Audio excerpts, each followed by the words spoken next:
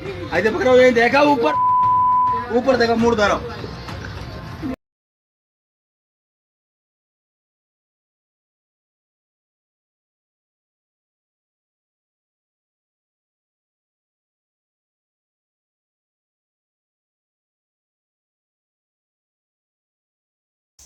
कभी कोई इंसान किसी को थप्पड़ मारे और बोले कि आई एम सॉरी, तो क्या थप्पड़ का दर्द कम हो जाएगा?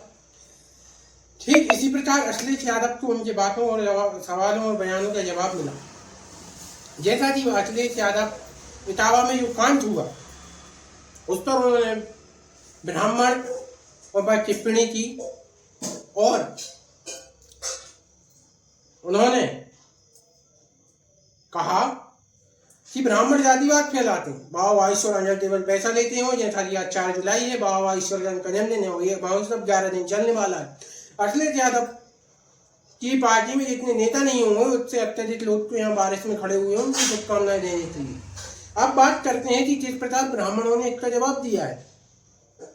जैसा कि अखिलेश यादव इसी आलोचनाओं के चलते हुए और अपनी बयानबाजी करते हुए अपना एक कार्यालय आजमगढ़ में बनवाते हैं और अपना घर भी बनवाते हैं, ताजमहल जैसा एक घर के उद्यापन के लिए वो काशी ब्राह्मणों के लिए निमंत्रण भेजते हैं, लेकिन काशी से ब्राह्मण आने से मना कर देते हैं। और आजमगढ़ के जो भी स्थानीय ब्राह्मण थे उन्होंने अपने काले झंडे वाले घरों पे और अखिलेश यादव का विरोध किया और बता दिया कि यह वह उत्तर प्रदेश नहीं है जब आप अपने एक विधायक की ढूंढने के लिए विधायक ज्योति आजम खान जैसे नेताओं की भैंस ढूंढने के लिए पूरी यूपी पुलिस को परेशान कर देते हैं। ये वो ब्राह्मण नहीं है कि आप सन 2013 जैसी घटनाओं में ब्राह्मणों के ऊपर जूता चप्पल मारोगे और ब्राह्मण आपके पास आ जाएगा। ब्राह्मणों ने बता दिया कि तुम्हारी 1100 रुपए की दक्षिणा से हमारा घर नहीं चल रहा है।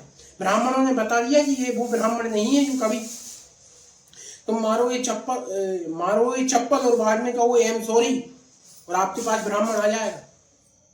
और बात ये स्वाभाविक भी है, अगर आप अपने धर्म और जाति के हितैषी हैं, अच्छी बात है, सभी को अपनी जाति धर्म का समर्थन करना चाहिए, लेकिन क्या इस प्रकार कि ब्राह्मणों को गलत बताएं, जातिवादी मानसिकता फैलाएं, सनातन के संतों पर आपत्तिजनक टिप्पणी करना। और इटावा कांड तो एक बहाना था, इनको अपने वोट को लुभाना था, क्योंकि चुनाव नजदीक है, 2027 में चुनाव है और जैसा कि बाबा ईश्वर भी कथा करने जा रहे हैं।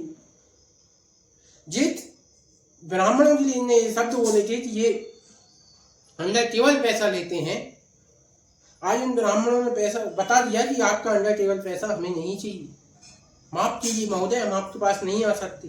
और अखिलेश यादव जैसे जातिवादी नेताओं के लिए बता दिया कि आप ब्राह्मण में 4 जूते मारो, उसके बाद कहो आई एम सॉरी गलती से लग गए, तो वो आप भूल जाइए कि आपके पास ब्राह्मण आए। अखिलेश यादव वो नेता हैं कि जब कभी बोलते थे तो उच्च तरह की राजनीति में कि मुखलिस समाज की हमारी बेटियां हैं। अखिलेश यादव वो नेता हैं जब इनकी सरकार थी तो यूपी में गुंडागर्दी इतनी थी कि क्या बताएं। सन 2013 जैसी कई घटना इनकी राज में हुई तो ये चुप रही, क्योंकि इनको अपना वोट बैंक के लिए था। और मैं सभी ब्राह्मण भाई होता था काशी के पंडितों के तहे दिल से शुक्रिया अदा करता हूँ कि उन्होंने इस प्रकार किया। उन्होंने बता दिया कि साहब आपके 1100 रुपए देने से, आपके 50 लाख देने से हमारा घर नहीं चलता, अगर आप हमारा बहिष्कार कर देंगे तो हम भूखे नहीं मर जाएंगे। ब्राह्मण ही क्यों, आप किसी मौलवी को बुला लेते, क्योंकि आपकी पार्टी में उनके लिए जो ज्यादा है।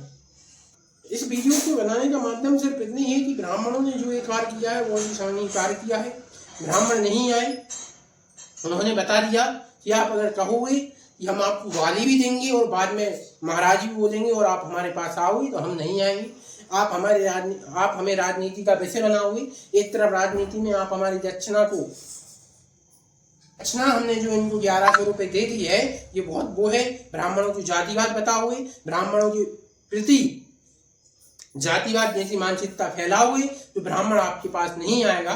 तो ये ब्राह्मणों को वो आपकी 1100 रुपए की दक्षिणा, वो अंडर टेबल पैसा नहीं चाहिए। ब्राह्मणों को गरीबी रहनी चाहिए और आप अपनी पार्टी से मौलवी या कोई अन्य धर्म के उत्तर बुला लीजिए जो आपकी पार्टी में ज्यादा हैं, जो आपका वोट बैंक है। अगर आप उसको बुलाएंगे तो हो सकता है कि 2027 में आप चुनाव जीत जाएं और आप उत्तर प्रदेश के मुख्यमंत्री बन जाए।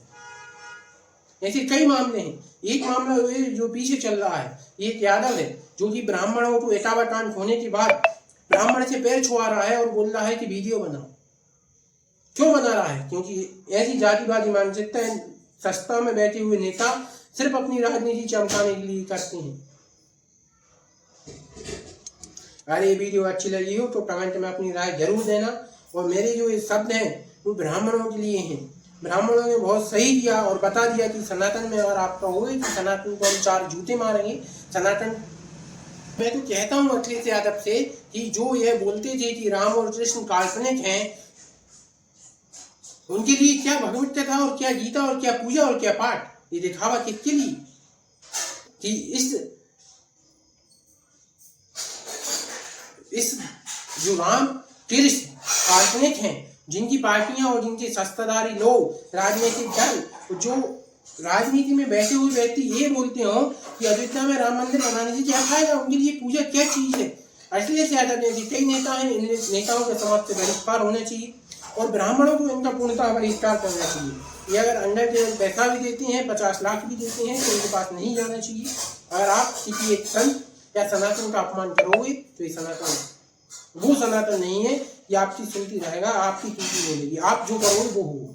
और ब्राह्मणों ने ये सब करके अखिलेश यादव को बता दिया है कि आप ऐसे अगर कृत्य करते हो तो आपको ये सब देखना पड़ जाएगा। तो जैसा कि काशी से जो ब्राह्मण थे नहाने के बावजूद, मैं उस ब्राह्मण को भी कोसता हूँ जो इनके पास काशी से ना हुए ब्राह्मण आने के बाद ये फूल में चला गया कि नेताजी ने मुझे उद्यापन के लिए बुलाया है, नेताजी के मुझे पास जाने मिला।